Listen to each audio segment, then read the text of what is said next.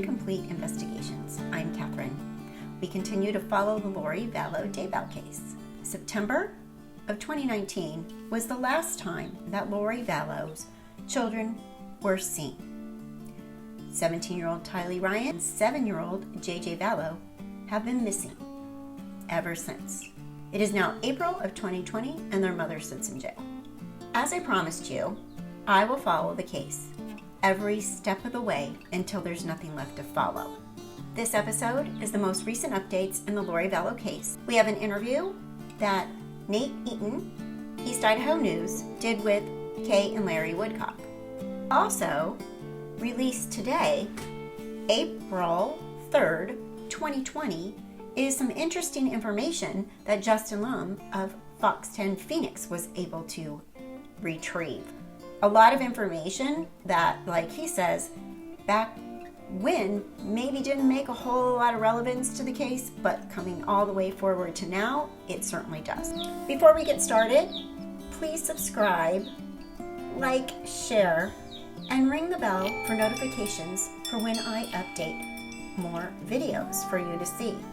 We also do a YouTube Live every Saturday morning at 10:30 a.m. Pacific Time. It's a very interactive live, and I encourage your input, your questions, and your ideas. We bring you every detail we can possibly bring you, as much as that's out there, and we dig deep. This is episode 49. Welcome to Left Undone.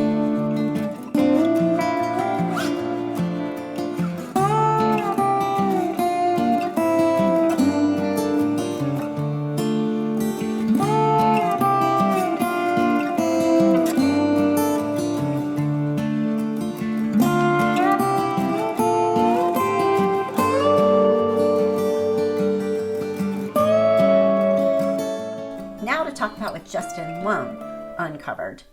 He has body cam video that they obtained from the Gilbert Police Department. The body cam video, it's of Lori Vallow, Tylee Ryan, and Melanie Gibb. It's from January 31st, 2019. That's the day that Lori Vallow accused her husband, Charles Vallow, of stealing her purse. We didn't go into this a lot on the previous videos because it was actually an interesting point. Like, oh, this is when she started being a real pain in the butt. What was going on? This is, but hindsight is 2020. The day Lori accused Charles of stealing her purse, he had also had her petitioned to have her mental health checked at Community Bridges, is where they say. Must be a psych evaluation hospital. That's what, I don't know what Community Bridges is, but that's what I would imagine it is. A hospital where they would keep people inpatient for psych evals or maybe even long-term psych. This interview that Justin Lum has happened about 7 months before Alex Cox, Lori's brother, shot and killed Charles Vallow. Shot at him 4 times in self-defense. Right? Right. Shifting gears here, new body camera footage shows Lori Vallow talking to Gilbert police about her former husband several months before he died. These videos obtained are from January of last year. The mother of 2 missing kids now in jail. Her 2 children have not been seen since September. Fox 10's Justin Lum has been on the story throughout. He joins us live tonight at Gilbert PD with new details. Justin. John, yet another piece to this timeline. Lori Vallow came through these doors with her daughter Tylee more than a year ago. The issue seemed minor then. Lori accused her former husband Charles of stealing her purse, but Charles had already been here to petition for Lori to be picked up for an emergency mental health evaluation. I got in an argument with my husband on the phone, and he was in Texas working, and I found some stuff that he'd been doing, so he was really defensive. And so I took the kids. We spent the night in a hotel because I knew he was coming home. January 31st, 2019, Lori Vallow opens up to Gilbert police about her former husband, Charles Vallow, nearly 7 months before her brother shot and killed him, claiming self-defense. With Lori that day, her daughter Tylee Ryan and her friend Melanie Gibb, as she told officers Charles stole her purse while she dropped their son JJ at school. She also accused him of cheating on her. I told him about it and told him not to come home, and that his stuff would be gone, and that his car would be gone, and all those things. So he's a little mad. The police report reveals Charles petitioned for Lori to be picked up for emergency mental health evaluation that morning. He said she changed the house locks before he returned from his trip. Police interviewed his friend Gabe Bonilla, a witness to the petition. She had been getting into some religious things that troubled him. The relationship was a bit odd. Bonilla also told a sergeant he listened in to Charles and Lori's last argument over the phone. She said, "I will destroy you," but it was done in a very subjective way that it didn't necessarily come across as a direct threat to him or the children or herself. Tylee Ryan read texts allegedly sent from Charles the night before. Some of the audio is redacted, but Tylee said her stepdad sent her a link on their church and said he had no choice. Didn't file a police report or anything as far as we know, so I'm just assuming he was trying to get a response, and then I love you. An officer called Charles to give Lori her stuff back, telling him he had not seen the petition for the involuntary hold. That's just how the process works. And I can't keep somebody against their will. And Lori Vallow did voluntarily check herself in the next day for a mental evaluation, discharged just a few hours later. Meanwhile, she's in Rexburg, Idaho, awaiting her next hearing for May 7th and 8th as she faces 2 felony counts of child abandonment. JJ and Tylee have not been seen since September. Live in Gilbert, Justin Lum, Fox 10 News. You know, to me, it certainly appears that Lori kept Tylee tightly wound as her second puppet, because obviously Alex was one of her puppets, and I feel like she has really worked the brain of Tylee quite a bit until God only knows what happened at the end before Tylee went missing. I think Lori's attitude when she's talking, and Tylee actually reaches over to calm her down.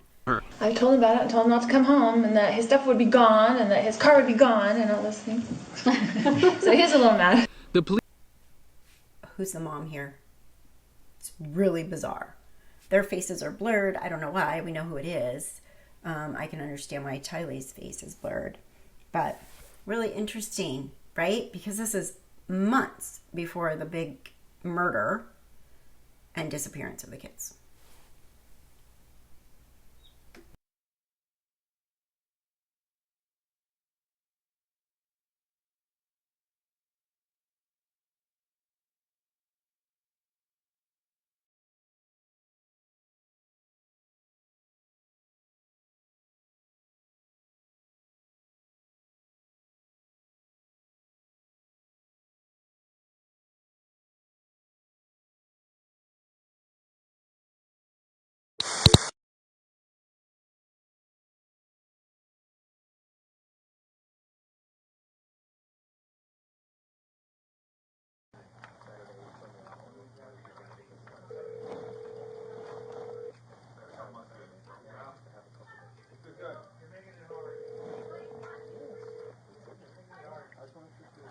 Hello, this is Gabe.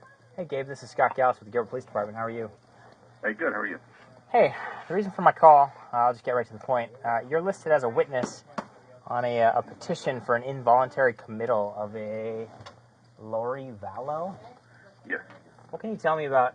I'm just kind of doing a little bit of follow-up on this paperwork, and I was hoping you could just kind of enlighten me, because these things are handwritten, so sometimes they don't necessarily encapsulate everything that you could tell me. Yeah, you know, it's a tough situation. I'll bring up to speed as best I know here, but his wife, she had been getting into some religious things that troubled him. The relationship was a bit odd in the last few months, and it kind of all came to a head when he went out of town. He had me listen to a conversation that he had with her where she was making some strange statements. You know, to be very clear, there was nothing threatening or terroristic of any kind. She didn't threaten to hurt herself or the children or him. Okay. She did tell him that she was going to get rid of his stuff, which actually was true. That when he got back, his things were actually gone from the house. Okay.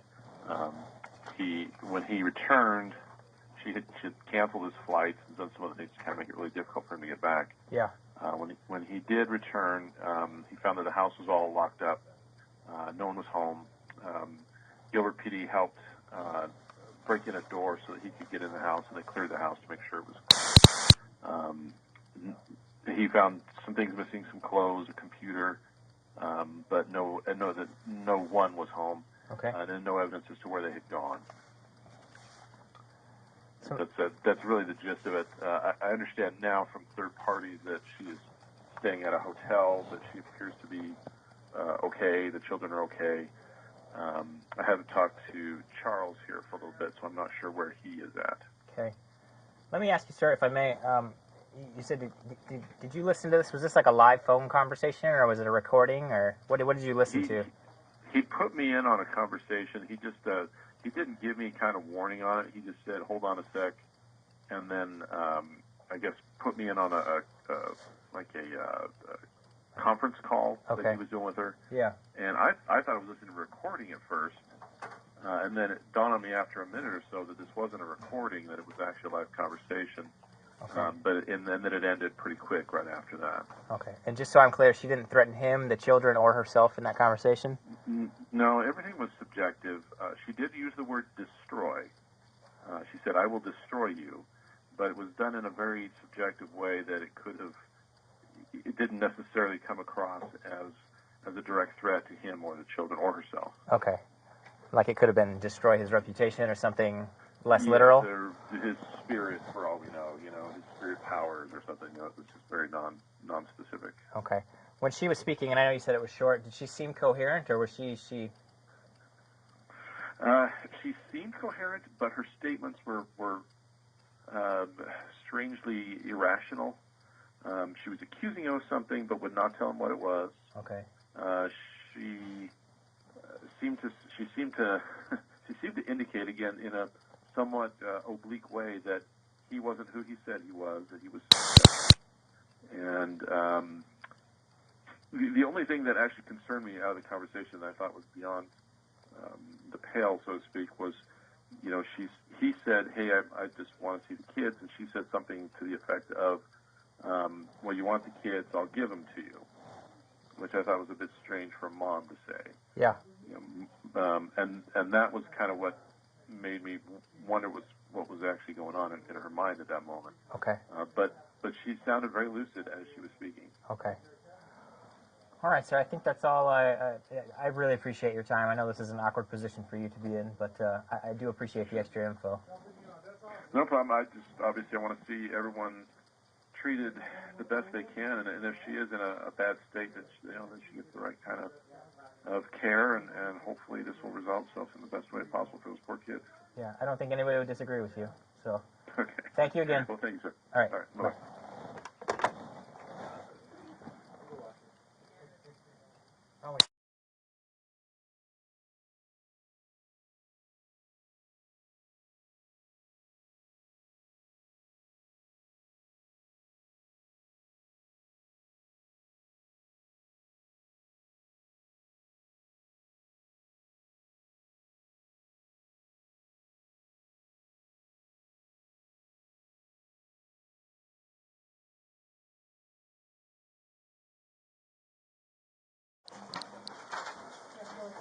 No, I won't fit with those cameras. No?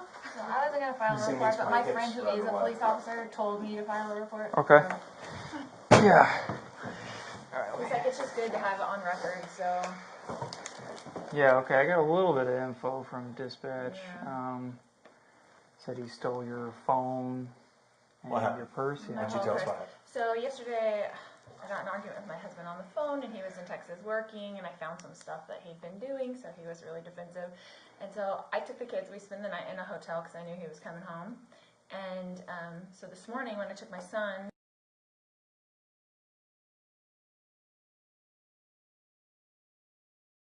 when I went into the school to take him into school, he was waiting somewhere and like stole my purse out of the car, my whole purse. So my phone, my wallet, my money, my everything was in there. So I had the door locked, but the sunroof was open because we have a service dog, and he was in the car, and I didn't want to, my son was kind of throwing a fit, I didn't want to get them both out of the car because it was a mess this morning. Mm-hmm. And we didn't have any of our stuff because we spent the night in the hotel, and he was out of his element. And so I didn't lock the door for like the first time ever, and he like, whatever, either got it out, I don't remember if the door was locked, he got it out, or he reached through the sunroof and just got it. Okay. But then he started texting all my family and all my friends and impersonating me, and got my friend lured over to the house to meet him, where he had like kicked in the door to get into the house and stuff. So. And he did that this morning. Last night. Last night. Okay. Which I'm glad we went there. So. Right. Okay. That's when I got there. I'm like, Lori? Where's Lori? But he texted her from my phone because he was pretending to be me, saying, "Oh, come meet me at the house," and whatever. Okay. So, how did he? What did he say to you then? He said, "Can you come to the house now?" And then when you said, "Sure." Yeah. And okay. He, proceeded to act like he was himself. Do you have the text messages on your phone? I have it on my phone, but when I got there, I said, "You've been using Lori's phone to connect with me." He goes, "Sorry, I deceived you." I said, "Oh, okay, yeah, you did." And luckily, there were some other people there that were. He was changing the locks and probably got the door fixed where he kicked it in, so that the locksmiths were there. So I'm glad that they were there. But there was a white Suburban, which I don't know. It was up in there. I don't know where he got that car, but anyway, it was a few vehicles, so I didn't know, who. I suspected it would be her. I should have noticed that your car wasn't there, but I didn't notice that. So. Okay, what kind of car do you drive? An Infiniti QX 80. Black. So you got to the house, and then you got there. He said, "Yeah, I deceived you," and then what was he calling you there for? He wanted me to come over there and get some information about her, pretty much. Oh, okay. What did he ask you? He was asking like, what's got into her, like. Where is she? Where is she? Of course, I didn't say where she was. I didn't know where she was. She didn't understand. I didn't tell anybody where the hotel we were at because I just thought it was safer for everybody to know. He just basically wanted me to take his side, I think, and just say. Told her how crazy I was and stuff like that. So. What was your name? Melanie. Your last name? Gibb. Gibb. Okay. Just because for documentation later, what's your date of birth?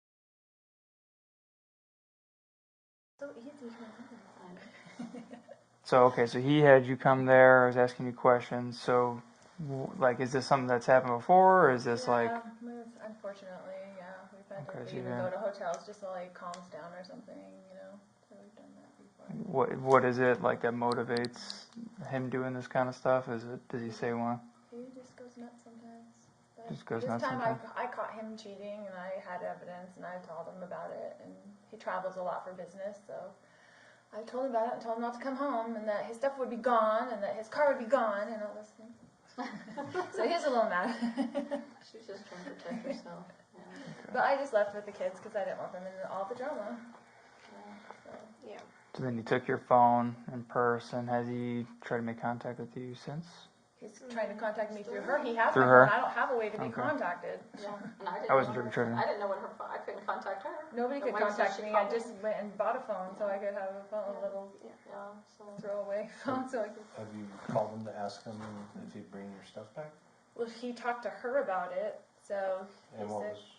Yeah, I said, would you be willing to give me the purse for Lori? And he goes, no, unless she does this, and all these things. Don't speak in generalities. I want specifics. He wants me to meet him at therapy today for something or something. To meet him at therapy. But he wasn't going to give you the purse. He just is saying he'd give it to me if I meet him there. Okay. Right. But I don't really want to talk to him today if I don't have to. So. Okay. Yeah. So if we have him bring the purse back, are we all good? You're not willing to meet with him with a therapist or anything to try to get it back? I don't want to meet with him because I don't know. He's very sneaky. So like, what he'll do is meet me in the parking lot and mess around with me, whatever. Like he's not going to just what if we let call me him walk and into therapy. see if he'll come here and we can facilitate him giving your purse back. That would be fine. You wanna try that? I know he has it because he. Obviously, he's texting her. He's texting all my and all my family and the kids too. Yeah, definitely has her phone. So we know it was him that took the purse because he. What's he texting you? I have the text. He was basically just texting me. He's acting like that my son was in danger. I'm worried about JJ's safety and things, and texting her like he's gonna. So he at first texted me, "You doing okay today? Hey girl, are you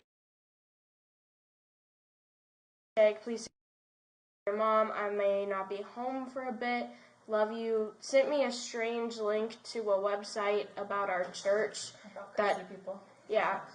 Said this is what's happening, and then he texted me at almost midnight. I'm so. But I have no choice. I'm just sick. Danger. I had no choice. Which he didn't file a police report or anything as far as we know, so I'm just assuming he was trying to get a response, and then I love you. He was... Police report about what? Or, I don't know, but he was acting like he did something. And then basically. those text messages came from, do you have it entered as mom's phone? Or? No, that was from him. That's before he didn't. That's before he didn't take the purse until 8:30. This was last when night. I was at school. So that was from his mom. And he was sending word for word the same text to my cousin, like... What's his name? Charles. What's his phone number?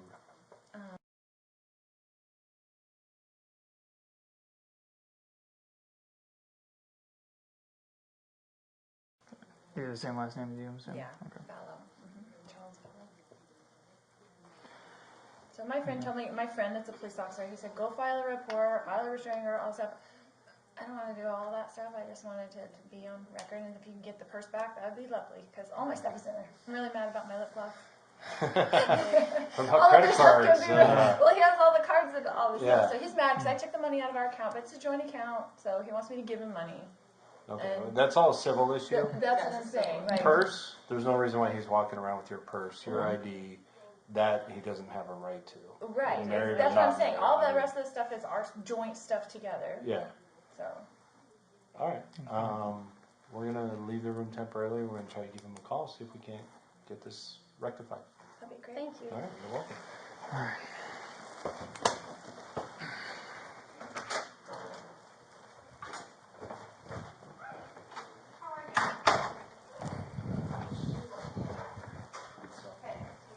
You want to try calling him or you want me to call him? I don't know. This one's a little confusing for me, honestly. Okay.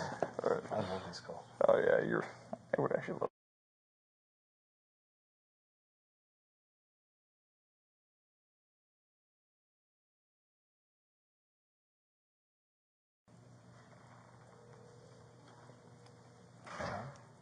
What's that? Charles. Charles.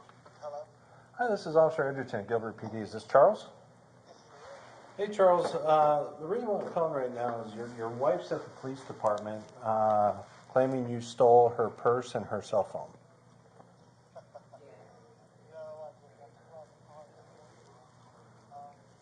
Okay, you realize they don't belong to you, correct? Okay, so that's a civil issue, and she's responsible for every penny when if you guys end up going through divorce proceeding.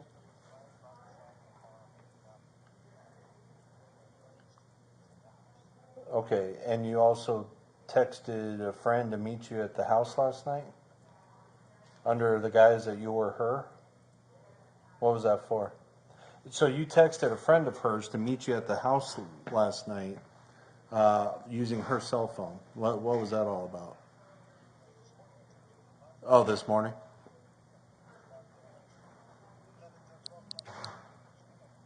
Okay.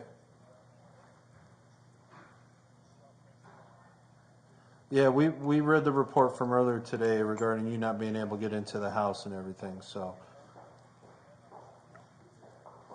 I do not have the order in front of me, so I cannot do that.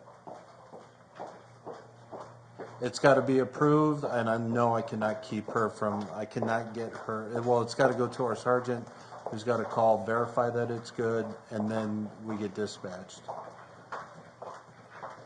So that's just how the process works.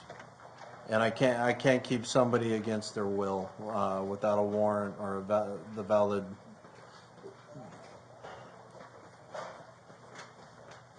Well, I'm telling you right now, we have a process. You come here, you turn it in, it goes to a sergeant. Sergeant calls the doctor. Okay, well, I don't have that, and for all we know, it's not valid anymore. I do not know. What I'm concerned about. Yeah, well, that's not what I'm discussing a whole separate issue right now, and that's her getting her belongings back.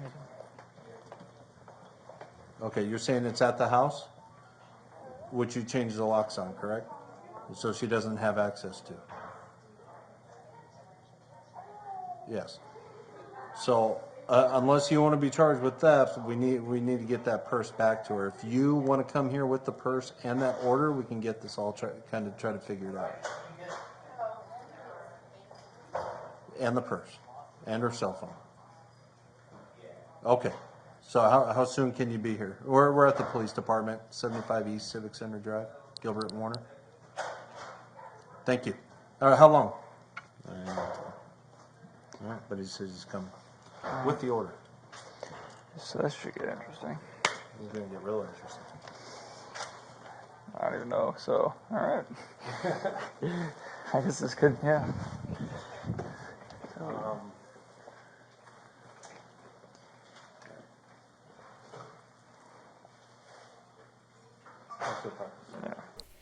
So let's go ahead and start with Nate's interview with Larry and Kay Woodcock, and we can talk about it as we go on. So joining me now on Zoom, we have Larry and Kay Woodcock. I wanted to talk with you guys. Kay, I saw what you wrote on Facebook the other day, how it was a year ago that you said JJ was with you, Larry, I believe in Louisiana, right? That is correct. And Kay, you were with Charles in Arizona. And what happened? Well, we were packing up his house to get him, to move back to Houston. And that was the day that Lori came waltzing in the house. Like, it was amazing. She just walked in and just started fussing at him. And I mean, for her to, then it just really, I was like, what the heck is wrong with her? So Kay describes Lori and her attitude with her hands on her hips and why are you moving and what are you doing and all this stuff to Charles. And Kay was witness to this conversation between Charles and Lori when Lori showed up. And then he was sitting down, and as she's talking to him, her back was to me. She had her hands on her hips. What are you doing? Why are you moving? What? I can't believe this. Why are you keeping JJ from me? And it was just on and on. And he said, look, I'm moving. JJ and I are moving because your family has totally gone away, just like you did. They won't talk to us. They won't nothing. And so I'm moving to be close to my family. And she said, what family? And he said, my family in Louisiana. And she goes, what family? And I was like, what the heck? What does she think we are? Like, he has no family? It was amazing how she just, like we didn't even exist. It was crazy. And so, I mean, she knew I was there after she turned around and stuff, but they talked for a while. And it was mostly her fussing loudly, but it just, after a little time, they went in the bedroom and talked, but I could still hear them outside, and because I was trying to give them a little privacy.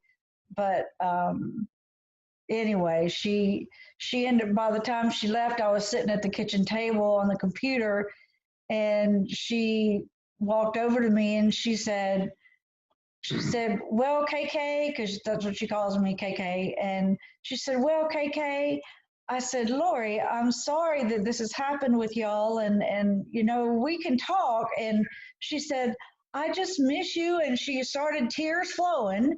And I thought, okay, well, she never even cried when Charles was talking to her.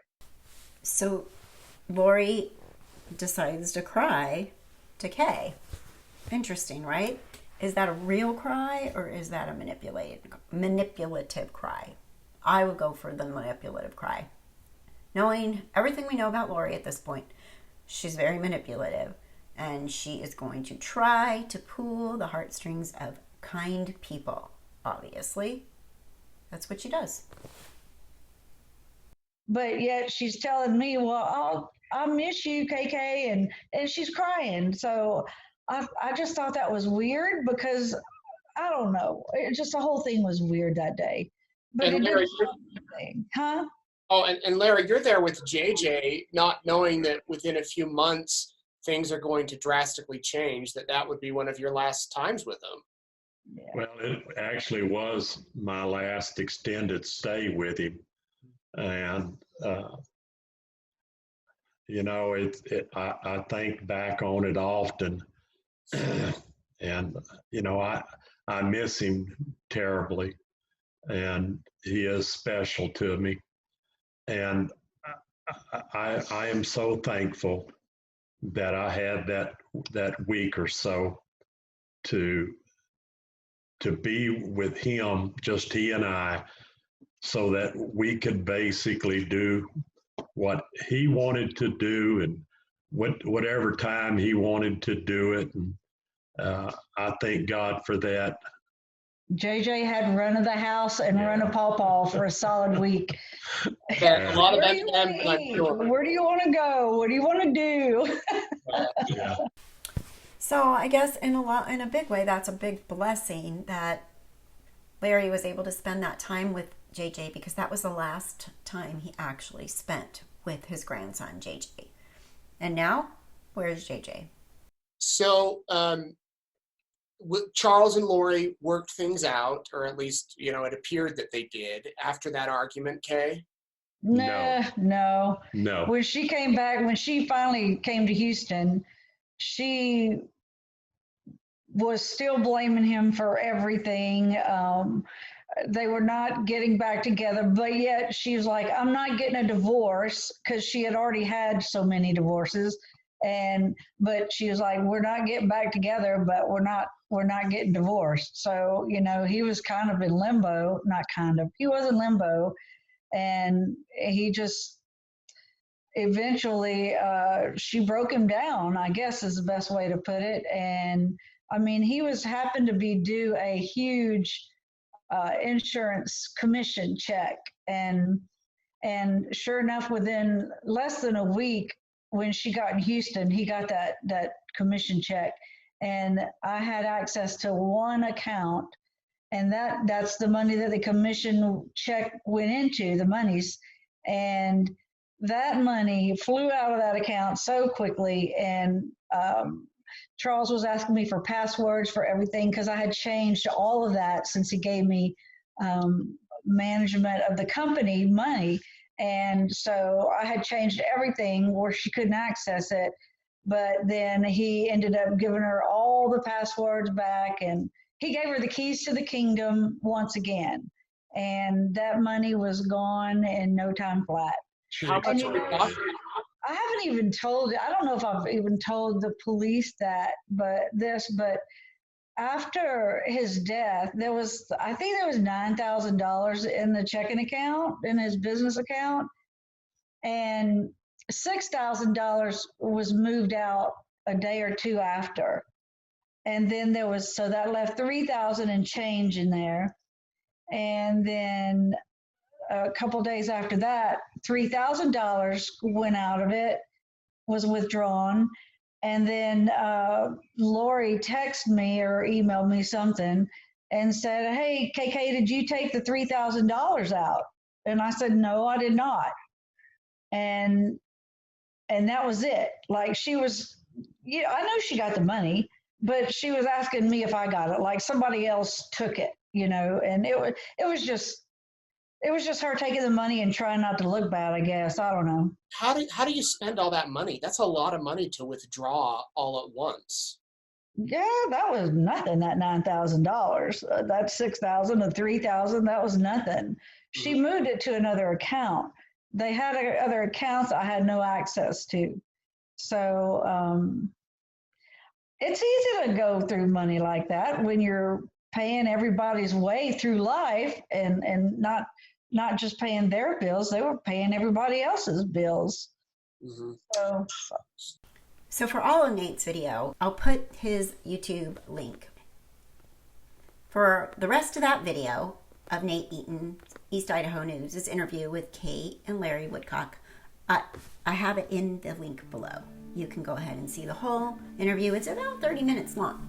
So you can go ahead over there when you're finished here and listen to the whole thing. Come back and tell me what you think. Leave comments so we can talk about it.